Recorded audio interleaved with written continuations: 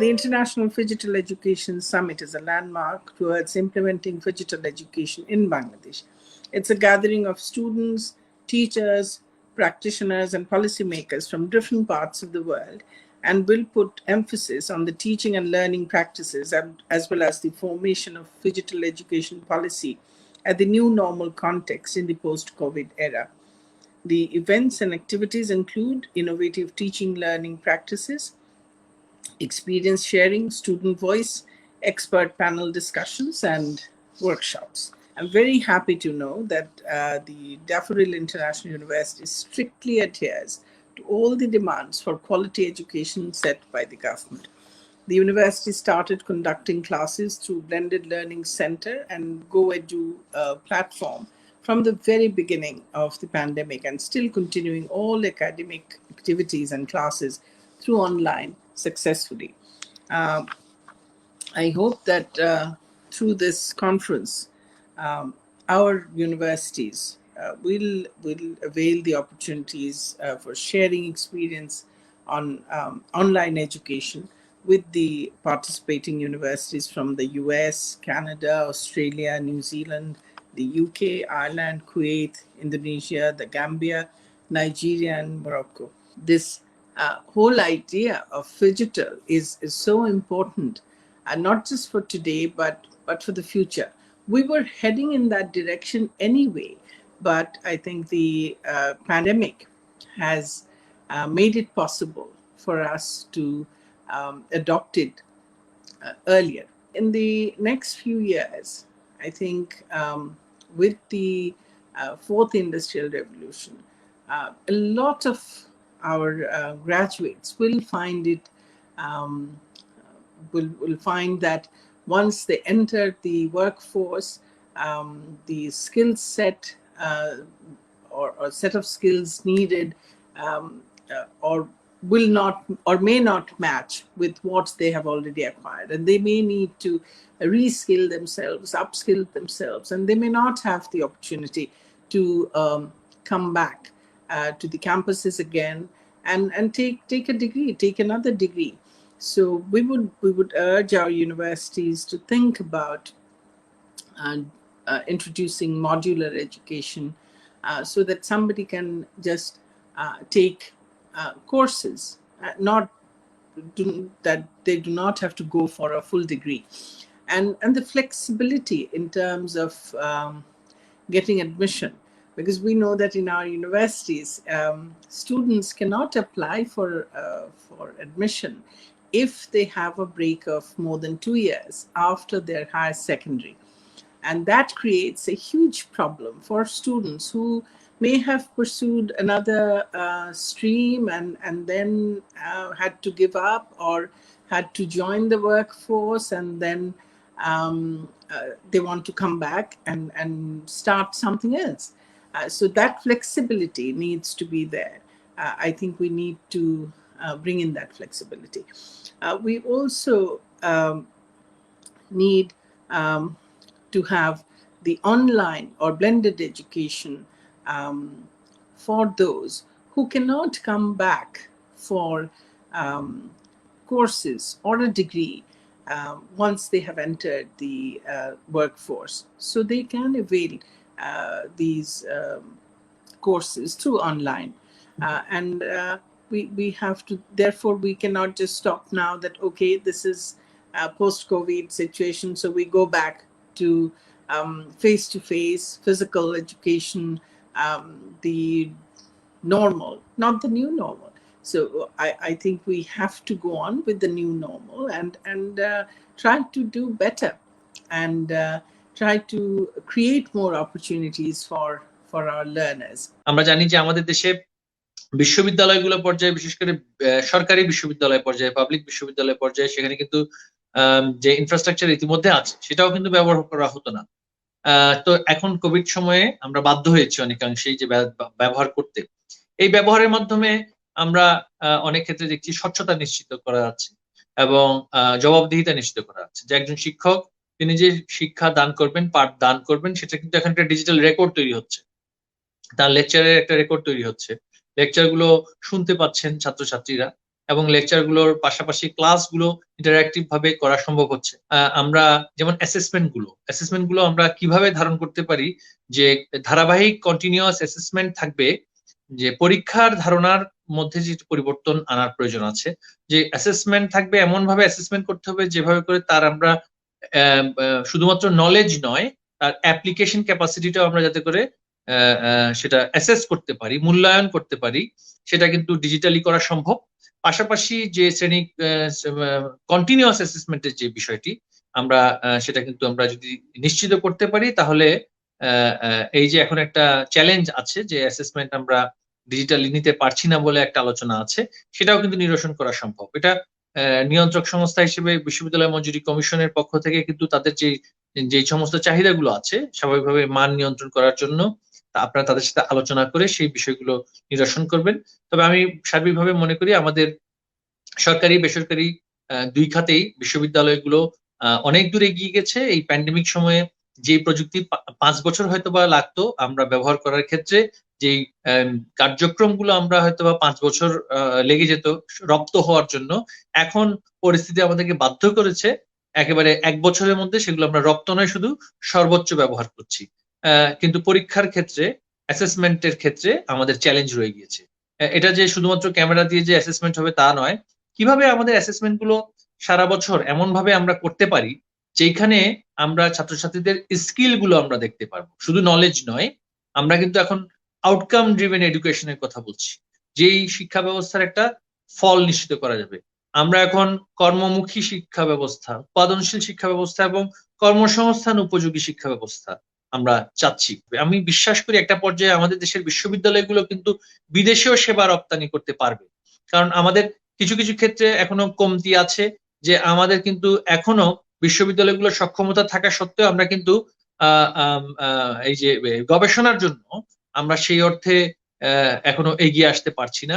এই ক্ষেত্রে কিছু কিছু আমাদেরও স্বল্পতা আছে, আমাদের দুর্বলতা আছে, যে আমরা কিছু বিশ্ববিদ্যালয় যেগুলো গবেষণা করার জন্য সক্ষম, সেইগুলোকে, যেমন আপনারা এখন যদি গবেষণা করতে চান যে এই যে ডিজিটাল এবং ফিজিক্যাল এডুকেশনের সম্মিলনের উপরে একটা মানে কোয়ান্টিটেটিভ হতে পারে, কোয়ালিটেটিভ হতে পারে, একটা আপনার গবেষণা করা, যে ছাত্রছাত্রীদের অভিজ্ঞতা থেকে শুরু করে কিভাবে কোন কোন স্কিল আমরা সেখান থেকে তাদের থেকে বা নলেজও বলি আমরা কিভাবে তাদের থেকে নিশ্চিত করতে পারি মূল্যায়নের ক্ষেত্রে, অ্যাসেসমেন্টের ক্ষেত্রে, সেটা কিন্তু আসলে গবেষণা না করলে কিন্তু বের হবে না। COVID-19 has the potential to radically reshape our world. The COVID-19 pandemic and the social distancing that followed have affected all walks of society, including education. In order to keep education functional, educational institutions have had to quickly adapt to the situation. Online learning can take many different forms, including those pedagogically more innovative and engaging the commonly used process of knowledge delivery and assessment, which is also mentioned just now. The pandemic has forced a massive shift away from learning and teaching in traditional settings with physical interactions. The shifting from traditional face-to-face education to online was not an easy journey for many institutions across the world, and we learned a lot over the last 1 year during the pandemic. I'd like to pay my heartfelt gratitude to the Daffodil University for arranging such a very, I think, very useful discussion today.